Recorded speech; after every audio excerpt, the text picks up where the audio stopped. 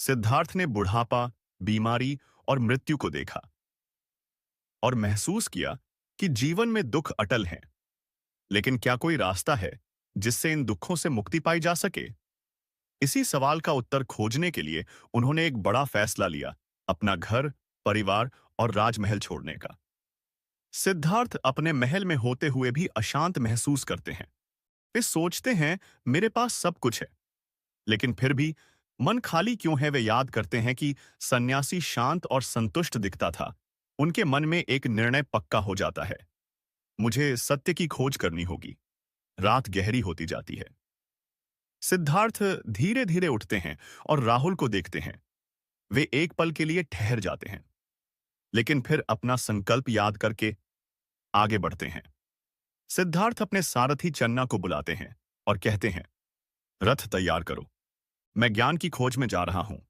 चन्ना हैरान रह जाता है, लेकिन आदेश मानता है। सिद्धार्थ अपनी पत्नी और बेटे को बिना बताए महल छोड़ देते हैं। वे कपिलवस्तु के मुख्य द्वार पर पहुंचते हैं। महल से दूर अनोमा नदी के पास सिद्धार्थ रथ से उतरते हैं। वे अपने राजसी वस्त्र उतारते हैं और सन्यासी के साधारण वस्त्र धारण करते हैं। अपनी तलवार से बाल काटते हैं। यह सन्यास का प्रतीक है। सिद्धार्थ, अब से मैं सत्य की खोज में निकल रहा हूं। अंगूठी और शाही गहने चन्ना को लौटाते हैं और उसे वापस महल भेज देते हैं। चन्ना रोता हुआ वापस लौट जाता है और सिद्धार्थ अकेले जंगल की ओर बढ़ जाते हैं।